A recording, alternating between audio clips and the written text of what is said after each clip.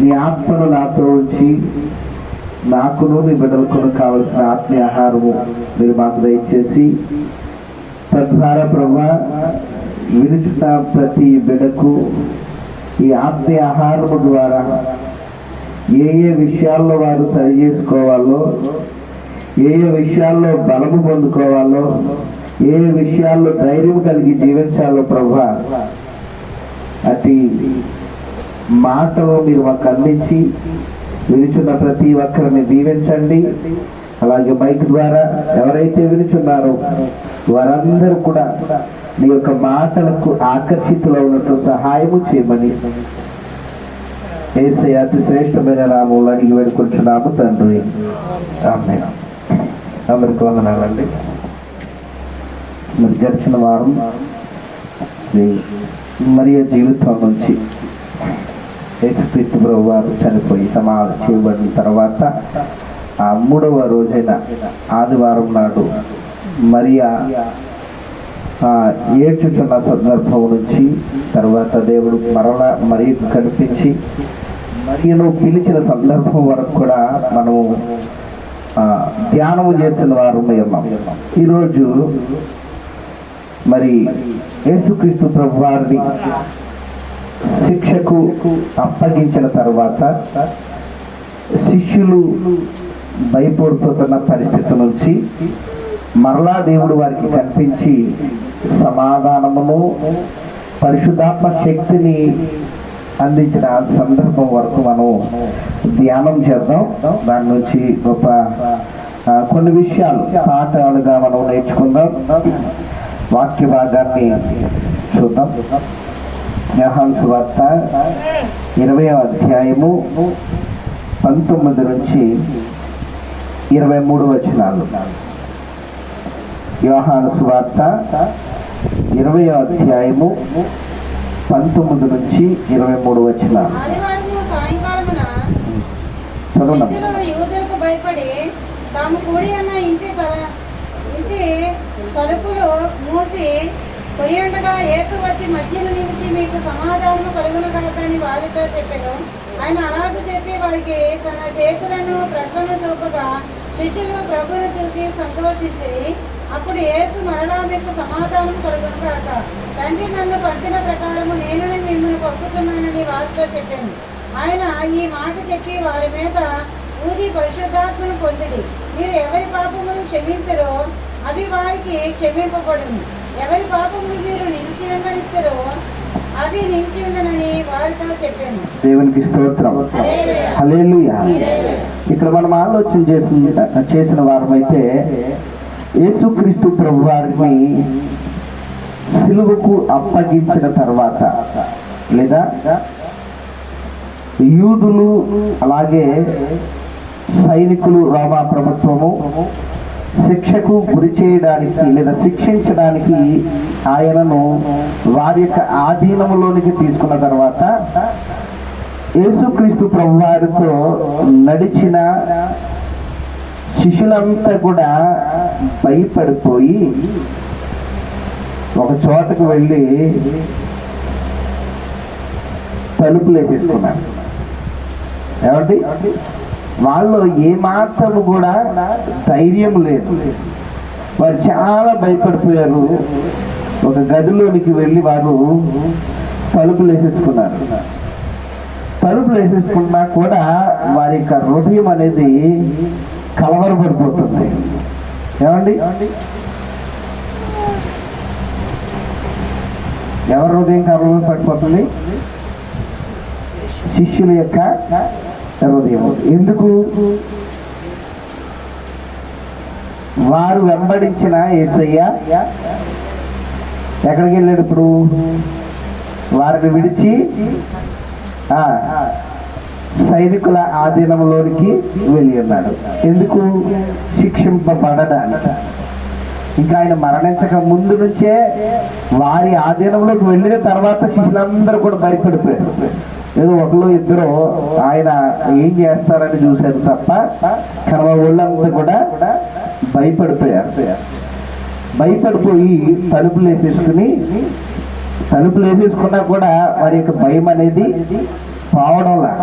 అంటే తర్వాత మనల్ని ఏం చేస్తారు? ఆయనతో తిరిగాం కదా, 3.5 సంవత్సరాల పాటు ఆయన బోధనలో విన్నాము కదా, ఆయనతో పాటు నడిచాం కదా, ఆయన ఎన్నో అద్భుత కార్యాలు చేసినవి అన్ని చూసాం కదా, ఆయన్ని అనుసరించాం కదా అని తర్వాత ఆయన్నే తీసుకెళ్ళిపోయారు కదా, మనల్ని కూడా శిక్షిస్తారేమో, మనల్ని కూడా చంపేస్తారేమో అన్న భయము వారిని పట్టుకుని ఒక గదిలోనికి వెళ్ళి తలుపేసేసుకున్నారు.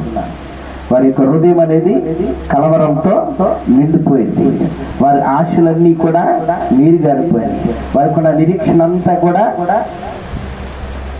నిరీక్షణ కోల్పోయిన వారుగా ఉన్నారు.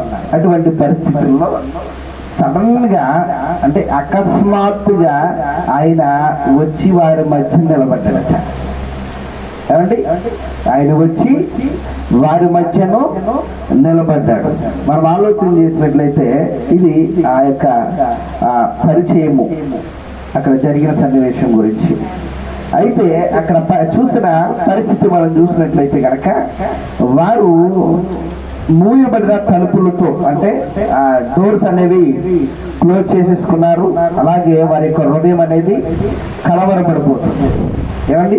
వారి యొక్క హృదయం అంతా కూడా కలవరంతో నిండి ఉన్నారు. మనం ఆలోచన చేసినట్లయితే ఎందుకు వారు ఆ యొక్క తలుపులు మూసుకుని ఉన్నారు అని ఆలోచన చేసినట్లయితే వారు భయముతో నిండి ఉన్నారు కనుకనే వారి యొక్క తలుపులు అనేవి మూసేసుకుని ఉన్నారు.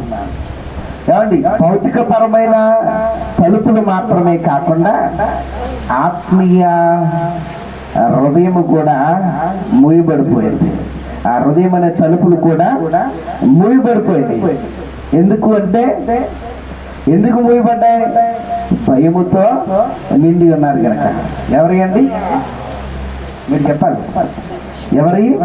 శిష్యులు.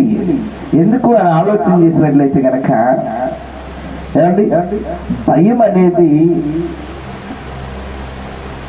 భయము ఎవరినైనా కూడా, భయము ఎవరినైనా కూడా ఒక అడుగు ముందుకు వేయనివ్వదు.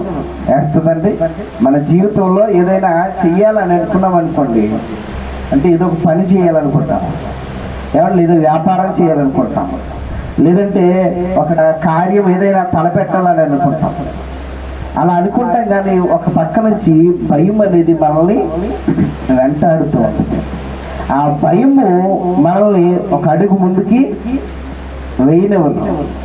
మనం వేద్దామన్నా కూడా వెనక్కి లాగుతూ ఉంది. అందుకోసమే ఏం చేస్తారు? ఆ భయానికి భయపడిపోయిన వారు, లేదా ఆ ఆలోచనకు లోబడిపోయిన వారు ఏం చేస్తూ ఉంటారు? ఎందుకులే, మనకు ఇంటికి వచ్చిందిలే అని అన్నీ క్లోజ్ చేసుకుని కూర్చుంటూ ఉంటారు. అది ఏం చేయగలరా? ముందరికి ఎంతమంటే ఏం లాగుతుంది? భయం అనేది లాగుతుంది. అలాగనే వీళ్ళకి కూడా బయటికి వద్దామంటే, బయటికి ఒక అడిగి వేద్దామన్నా కూడా భయం అనేది గడగడలు ఆడించేస్తున్నమాట. ఏమండి? మన జీవితాల్లో కూడా అంతే కదా. ఏం చెయ్యాలనుకున్నా ఆ భయం మనలో ఉన్నప్పుడు, ఆ భయం మనకి ఎప్పుడు వస్తుంది అంటే కనుక ఆశలు కోల్పోయినప్పుడు, నిరీక్షణ లేనప్పుడు, ఏమండి,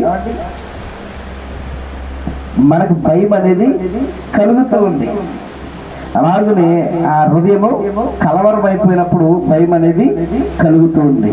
కాబట్టి ఈ మూయబడిన ఆ తలుపుల నుంచి, ఏమండి, వారి యొక్క హృదయములు కలవరపడిన హృదయముల వరకు మనం ఆలోచన చేసినట్లయితే, ఎందుకు అంటే కనుక వారు ఆశను కోల్పోయారు, నిరీక్షణను కోల్పోయిన వారుగా ఉన్నారు.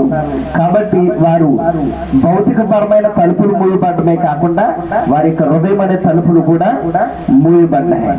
అలాగనే మనం ఆలోచన చేసినట్లయితే ఆ మూయబడిన ఇంటిలోనికి యేసయ్య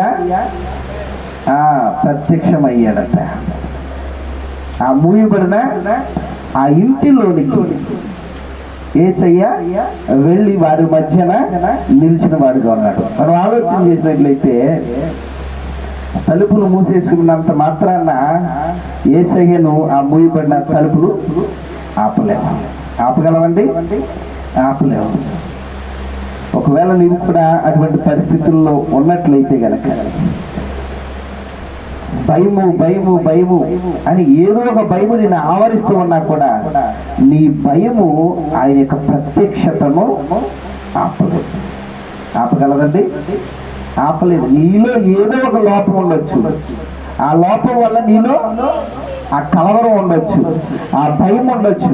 కానీ యేసయ్య రావాలి అనుకుంటే నీ జీవితంలోనికి ఏ భయము కూడా ఆయన ప్రత్యక్షతను, ఆయన యొక్క ప్రసన్నతను, ఆయన యొక్క ప్రెజెన్స్ ని ఏది కూడా ఆపలేదు. దేవుని స్తోత్రం. హల్లెలూయా, హల్లెలూయా. మనము ఇంకా అర్థం కావాలంటే ఒక మూయబడిన ఇంట్లో లేదంటే ఒక చీకటి గదిలో సడన్ గా లైట్ వేసామనుకోండి, ఏమండి, లైట్ వేస్తే కనుక ఆ లైటు వెంటనే ఆ గదంతా కూడా వెలుగునిస్తుంది. ఆ గదికి ఎక్కడైనా చిన్న చిన్ని హోల్స్ ఉన్నా, రంధ్రాలున్నా, ఆ రంధ్రాల గుండా కూడా ఆ వెలుగు బయటికి ప్రకాశిస్తుంది.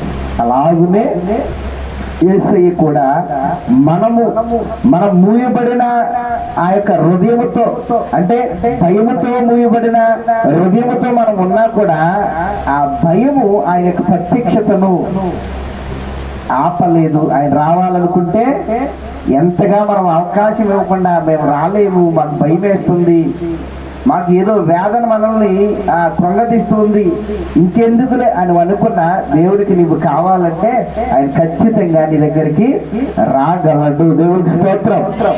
మనం అనుకుంటున్నది అవకాశం లేదు కదా, ఇంకేమి ఎవరు రాలేరు కదా అనుకుంటాం. ఎవరైనా రాలేరేమో కానీ దేవుడు మాత్రము రాగలడు. ఏమండి, మనం ఆలోచన చేసినట్లయితే ఆయన్ని రాలేడు, రాడు అని సమాధిలో పెట్టి మూసేశారు. ఏమండి, సంఖ్యలు బిగించారు, ముద్రలు వేశారు, పెద్ద రాయిని దానికి అడ్డంగా పెట్టారు. ఆయన యొక్క రాకను, ఆ యొక్క సమాధిలో నుంచి లేవడాన్ని ఎవరైనా ఆపగలిగారా? మూయబడిన సమాధి కూడా ఆపలేకపోయింది. ఏమండి, అలాగనే ఆయన మన జీవితాల్లోనికి రావాలి అనుకుంటే ఏది కూడా ఆపదు, మన భయము ఆపదు. ఒకవేళ మన జీవితాల్లో ఏ భయం ఉన్నా కూడా ఆ భయాన్ని బట్టి దేవుడికి దూరం అయిపోతూ ఉన్నా కూడా దేవుడు నిన్ను ఏర్పాటులో, దేవుని యొక్క ఏర్పాటులో మనం ఉన్నట్లయితే కనుక ఖచ్చితంగా, అంటే చాలా మందికి దేవునితో సహవాసం చెయ్యాలని ఉంటుంది కానీ, ఆరాధనకు రావాలని ఉంటుంది కానీ, ఏమండి, ప్రార్థన చేయాలని ఉంటుంది కానీ పక్కన ఉన్న వారు ఏమనుకుంటారన్న భయం. అంతే కదండి, పక్కన వారు ఏమనుకుంటారో. ఒకవేళ నేను చాలా మంది, అందరూ కూడా చాలా మంది దేవుని విశ్వసిస్తారు, నమ్ముతారు కానీ బయటికి వ్యక్తపరుచుకోవడానికి భయము. కానీ యేసయ్య ఆ భయం, నువ్వు భయపడిపోతున్న పరిస్థితుల్లోకి ఆయన వస్తే కనుక నీ భయం అనేది పటాపంచలైపోతుంది. నీ భయం అనేది ధైర్యాన్ని, భయము ధైర్యంగా మారుతుంది. ఇక్కడ మనం తర్వాత మనము ముందుకు వెళ్ళిన తర్వాత ఇంకో కొన్ని విషయాలు మాట్లాడుకుందాం. అలాగనే ఆయన వచ్చిన తర్వాత ఆయన మాట్లాడుతున్న మాట ఏంటంటే, మీకు సమాధానము కలుగునుగాక అంటున్నాడు. దేవుని స్తోత్రం. హల్లెలూయా. ఏమంటున్నాడు? సమాధానము కలుగునుగాక. ఆయన వచ్చి వారిని భయపెట్టట్లా, భయపడిపోతున్న వారి దగ్గరికి వెళ్ళి ఇంకా భయపెట్టట్లా. కానీ ఆయన ఏమంటున్నాడంటే, మీకు సమాధానమును కలుగునుగాక అంటున్నాడు. అసలే భయపడుతున్న వారి దగ్గరికి వెళ్ళి అసలు కనీసం ఒక్క మాట మాట్లాడినా వాళ్ళకి ఎలా అనిపిస్తుంది? అసలే భయంతో ఉన్నారనుకోండి, అసలు ఎవరు రాకూడదు అని తలుపులు వేసేసుకుంటే సడన్ గా వెళ్ళి ప్రత్యక్షమైతే ఖచ్చితంగా భయపడతారా? భయపడరా? ఎవరు భయపడతారా? భయపడతారు. కానీ ఆయన వెళ్ళి వాళ్ళు ఇంకా భయపడుతున్న పరిస్థితుల్లో అంటున్నాడు, మీకు సమాధానము కలుగునుగాక. ఎప్పుడైతే యేసయ్య వచ్చి వారితో కలిసి ఉన్నాడో అప్పుడు ఆ భయం వల్ల సమాధానంగా మారిపోయింది. దేవుని స్తోత్రం, హల్లెలూయా. దేవుడు తుఫానుకు ముందు సముద్రం ఎలా ఉంటుందట? ప్రశాంతంగా ఉంటుందంట. ఏమండి, అలాగనే యేసయ్య వచ్చినప్పుడు అంతగా భయపడిపోతున్న వారు ఒక్కసారి ప్రశాంతంగా మారిపోయారు. ఆయన ఎప్పుడైతే మీకు సమాధానం కలుగును గాక, నెమ్మది కలుగును గాక అని ఆయన చెప్పిన వాడై ఉన్నాడు, భయపడిపోతున్న పరిస్థితుల్లో నుంచి నెమ్మది వచ్చింది. అలాగనే మన జీవితంలో కూడా ఆయన మనకు లేదా మనలోనికి వచ్చినట్లయితే, మనం మూయబడిన ఈ యొక్క రాతి యొక్క హృదయంలోనికి ఆయనకి మనం అవకాశం ఇస్తే గనక మనము కూడా భయముతోనూ ఆందోళనతోనూ కలవరంతో నిండిన ఆ హృదయాలన్నీ కూడా ప్రశాంతంగా మారుతాయి. చాలా మంది దేవునికి అటువంటి అవకాశం ఇవ్వరు. ఏమండి, అవకాశాన్ని ఎవరు? ఆయన రావాలంటే ఖచ్చితంగా రావచ్చు, కానీ దేవుడు మనకి ఏమిచ్చాడు? స్వతంత్రం ఇచ్చాడు. ఆ స్వతంత్రం ఇచ్చాడు కనుకనే ఆయన వచ్చి ఆ హృదయం బయటే ఆయన ఉంటున్నాడు, కానీ ఆ హృదయంలోనికి మనం ఆహ్వానిస్తేనే ఆయన లోపలికి వస్తాడు. రావాలంటే ఆయన రావచ్చు, కానీ మనకిచ్చిన స్వతంత్రము ఆ పాడు చేయకూడదని ఆయన మన యొక్క హృదయంలోనికి హృదయం బయటనే ఆయన నిలబడి ఉన్నాడు.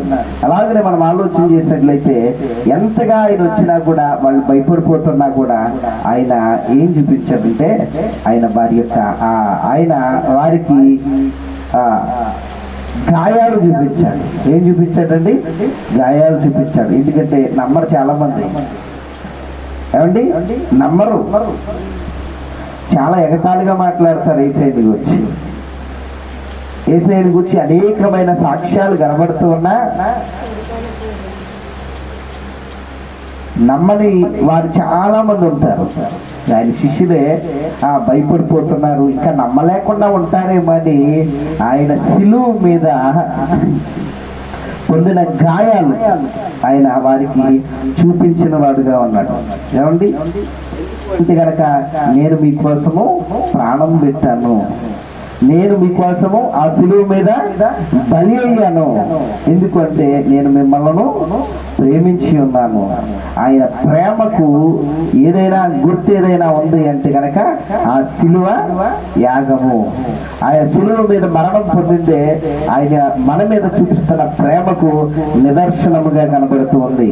ఇంకా ప్రూఫ్స్ ఏమైనా ఉన్నాయా, లేదా ఇంకా ఆ యొక్క ఆధారాలు ఏమైనా ఉన్నాయా అని అడగవలసిన పని లేదు.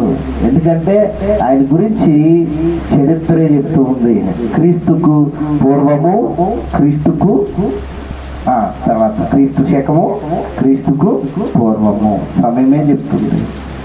కాబట్టి ఇంకెవరి పేర్లు అలా లేదు, కానీ యేసయ్య ఉన్నాడు కనుక, వచ్చి ఉన్నాడు కనుకనే క్రీస్తు శకము, క్రీస్తు పూర్వము అని చెప్తారు. కాబట్టి ఆయన గురించిన ఆధారాలు అనేకమైనవి, బైబిల్కి సంబంధించిన ఆధారాలు అనేకమైనవి. బైబిల్లో రాయబడిన దేశాలు కానీ, బైబిల్లో రాయబడిన ప్రాంతాలు కానీ ఇప్పటికీ కూడా ఉన్నాయి. ఇంకా రుజువులు కావాలా? ఏమండి, ఇంకా నమ్మడానికి రుజువులు కావాలా? రుజువులు అవసరం, కానీ ఇంకా తర్కించి మాట్లాడేవారు చాలా మంది ఉంటారు. కానీ ఏది ఏమైనా కూడా దేవుడు మరి వారు నమ్మడానికి, వారికి నమ్మకం కలిగించడానికి మరి వారికైతే గనక ఆయన గాయాలు చూపించాడు. ఈ రోజు మనకైతే ఆయన యొక్క శిలువ త్యాగమే మనకి ఒక గుర్తుగా కనబడుతుంది, ఆయన ప్రేమకు గుర్తుగా. మనం ఆలోచన చేసినట్లయితే గనక మనము మన కోసం ఆయన అన్ని విషయాల్లో మనం భయపడిపోతున్న పరిస్థితులన్నిటినీ కూడా ఆయన ఆల్రెడీ శిలువ మీద భరించేశాడు కనుక మనము ఇక భయముతో నిండి ఉన్న అవసరం. ఎందుకంటే ఆయన ఆల్రెడీ మన అన్ని విషయాల కొరకు, ఏమంటే మన పాపాల కోసం, మన వేదన కోసం, మన బాధల కోసం ఆయన శిలువ మరణం పొందినాడు కనుక, ఆ శిలువ మరణం ఆయన పొంది ఉన్నాడు కనుక మనం ఆ భయం వల్ల ఏదో మరణం వస్తుందనో, బాధ వస్తుందనో ఇవేరికి భయపడిన అవసరం. ఆయన ఆల్రెడీ మరణాన్ని జయించి ఉన్నాడు కనుక కనుక మనము ఆ విజయాన్ని మాత్రమే మనము చూడాలి కానీ ఆ భయముతో కలవరంతో మనము ఉండకూడదు. ఎప్పుడైతే మనం దేవుణ్ణి ఆహ్వానించి ఉన్నామో మనకు ఆ భయం వల్ల సమాధానముగా మారుతూ ఉంది. దేవుని స్తోత్రం, హల్లెలూయా. ఎప్పుడైతే వారు యేసయ్య వారి మధ్యలో ఉన్నాడో వారి భయం వల్ల ఆనందంగా మారిపోయింది. అక్కడ మనం చూసాం కదా, ఆయన రాగానే 20వ వచనంలో చూసాం కదా, అలాగే చెప్పి వారికి తన చేతులను ప్రక్కను చూపగా శిష్యులు ప్రభువును చూసి సంతోషించింది. దేవుని స్తోత్రం. అలా భయపడిపోతూ ఉన్నవారు ఆయన చూసి సంతోషించిన వారుగా ఉన్నారు. అలాగనే మనము కూడా ఏమండి యేసయ్యను మనం చేర్చుకుంటే మన భయం కూడా ఎలా మారిపోతుంది? సంతోషంగా మారిపోతుంది. ఏమండి మనం ఏ పరిస్థితి అయినా భయపడవలసిన పని లేదు. ఎన్నో వస్తూ ఉంటాయి లోకంలో, అలజడులు ఎన్నో వస్తూ ఉంటాయి, ఎన్నో శోధనలు వస్తూ ఉంటాయి. ప్రతి దానికి మనం కృంగిపోవలసిన పని లేదు. యేసయ్య నువ్వు ఏ పరిస్థితిలోనికి వెళితే ఆ పరిస్థితిలోనికే వస్తాడు. ఖచ్చితంగా ఆ పరిస్థితుల్లో వస్తాడు. ఆ పరిస్థితుల్లోనికి ఆయన ఉంటే గనక మనకి ఏ భయం ఉండదు. భయము చెందకు భక్తుడా, ఈ లోకపు జడలు చూచినప్పుడు. భయము చెందకు భక్తుడా, ఈ లోకపు భయము చెందకు నీవు, దిగులు చెందకు నీవు. భయము చెందకు నీవు, దిగులు చెందకు నీవు. ఓ భక్తుడా యేసయ్య ఉన్నాడు. దేవుని స్తోత్రం, హల్లెలూయా. ఏమండి ఆ యొక్క భయములో నుంచి ఆయన ఏం తీసుకొస్తాడు? సమాధానం తీసుకొస్తాడు. ఆయన మనము భయపడిపోతున్న సిచ్యువేషన్ లోనికి ఆయనే వస్తే కనుక అక్కడ మనకేం కలుగుతుంది? ఆనందం కలుగుతుంది. ఆయన సమాధానం మనకి ఇచ్చి అన్నాడంటే దానికి ఒక ఉద్దేశం అనేది ఉంది. ఆ సమాధానమే దానికి అంతం కాదు, కానీ ఆ సమాధానం దేవుడు మనకి ఇచ్చిన తర్వాత ఒక పర్పస్, ఒక ఉద్దేశం అనేది ఉద్దేశంలోనికి మనల్ని నడిపిస్తూ ఉంటాడు. తర్వాత మనం చూసినట్లయితే కనుక 21-22 వచనాలలో మనం చూసినట్లయితే మరలా మీకు సమాధానం కలుగును గాక, తండ్రి నన్ను పంపిన ప్రకారం నేను మిమ్మును పంపుచున్నానని వారితో చెప్పెను. ఆయన ఈ మాటలు చెప్పి వారి మీద ఊది పరిశుద్ధాత్మను పొందుడి. సరిపోతుంది. ఇక్కడ మనం చూసినట్లయితే కనుక ఆ యొక్క సమాధానం ఇచ్చిన తర్వాత వారికి ఆయన ఒక ఏమండి భయాన్ని కలిగించి ఒక కొత్త జీవితాన్ని వారికి ఇచ్చి ఉన్నాడు. ఎలాగో అంటే కనుక ఆయన ఊది ఉన్నాడు. ఆ ఊదడం ద్వారా ఏమండి వారిలో ఉన్న భయం అనేది పోయి వారికి కొత్త జీవితం వచ్చింది, కొత్త శక్తి వచ్చింది, కొత్త ఆరంభం అనేది కలిగింది. అప్పటి వరకు భయముతో ఉన్నవారు యేసయ్య రాగానే, యేసయ్య అక్కడ కనబడగానే వారి మధ్యన ఉండగానే ఆ భయంకరమైన పరిస్థితులన్నీ కూడా తొలగిపోయాయి. తర్వాత వారికి ఆనందం వచ్చింది. ఆనందం వచ్చిన తర్వాత ఆయన వారికి సమాధానం ఇచ్చి ఉన్నాడు. ఆ సమాధానం ఇచ్చిన తర్వాత ఆ సమాధానమైన మాట చెప్పిన తర్వాత ఆయన అంటూ ఉన్నాడు, మీరు వెళ్ళండి, వెళ్ళిన తర్వాత నేను నా తండ్రి నన్ను పంపిన ప్రకారం నేను మిమ్మల్ని పంపుచున్నాను. ఆయన ఈ మాట చెప్పి వారి మీద ఊది పరిశుద్ధాత్మ పొందుడి. మీరు ఎవరి పాపములు క్షమించురో అవి వారికి క్షమించబడును, ఎవరి పాపములు మీరు నిలిచి ఉండనిత్తురో అవి నిలిచి ఉండునని వారితో చెప్పాను. ఏమండి అప్పటి వరకు భయముతో ఉన్న వారిని ఇప్పుడు ఆయన ధైర్యపరిచి, ధైర్యాన్ని ఇచ్చి, కొత్త జీవితాన్ని ఇచ్చి, కొత్త శక్తినిచ్చి, కొత్త ఆరంభాన్ని ఇచ్చి ఆయన వారిని బయటకు పంపుతూ ఉన్నాడు. ఏమండి ఎప్పుడైతే ఆయన ధైర్యపరిచాడో, ధైర్యం వచ్చిందో అప్పటి వరకు తలుపులు మూసుకుని లోపల ఉన్నవారు ఇప్పుడు ధైర్యంగా ఆయన చెప్పిన మాటలను ప్రకటించడానికి వెళ్ళిన వారై ఉన్నారు. మనం ఆ సందర్భం మనం ఆలోచన చేసినట్లయితే యేసుక్రీస్తు ప్రభువారు ఏమండి చనిపోయిన తర్వాత చాలా మంది ఎవరిని చంపారు, ఆ తర్వాత ఇంకెవరిని చంపారు, పేతురునా యోహాన్నా ఇలాగ అనుకుంటున్న పరిస్థితుల్లో మరి ఆ పేతురు యోహానులు ధైర్యం చేసి ఏమండి ఆ శృంగారం అనే దేవాలయంలోనికి వెళ్ళి ఉన్నారు. అసలు పేతురికి అసలే భయము, ఏమండి అన్నిటికీ కూడా భయపడిపోయే స్వభావం కలిగిన వాడు. ఎప్పుడైతే దేవుడు మరి వారితో మాట్లాడి వారి మధ్యన వచ్చి మాట్లాడారు, ధైర్యపరిచారు, ఆ ధైర్యాన్ని ఇచ్చిన తర్వాత మరి ధైర్యంగా సమాజ మందిరంలోనికి ఆ యొక్క మందిరంలోనికి వెళ్ళి అక్కడ పుట్టుకుతూ ఉన్న ఆ కుంటి వాడిని బాగు చేసి ఉన్నారు. వాడేదో ఇస్తారేమో అని చూస్తే వెండి బంగారములు మా యొద్ద లేవు కానీ మాకు కలిగినవే ఇస్తున్నా. నజరేయుడు యేసు నామములో లేచి నడువు అనగానే వాడు దిగ్గులు లేచాడు, గంతులు వేసాడట. ఏమండి అంటే అప్పటి వరకు కూడా భయముతో ఉన్నవారు యేసయ్య ఎప్పుడైతే వారి యొక్క జీవితాల్లోనికి వారి యొక్క హృదయంలోనికి మూయబడిన ద్వారముల్లోనికి ఆయన వచ్చి ఉన్నాడో వారు ధైర్యం పొందుకున్నారు. ఈ రోజు కూడా నువ్వు ఏ భయంకరమైన పరిస్థితుల్లో ఉన్నావు, ఎటువంటి భయం నిన్ను ఇబ్బంది పెడుతూ ఉంది అనేది మనం ఆలోచన చేసుకోవాలి. మన పరిస్థితి ఏమిటో మన మనసాక్షికి తెలుసు.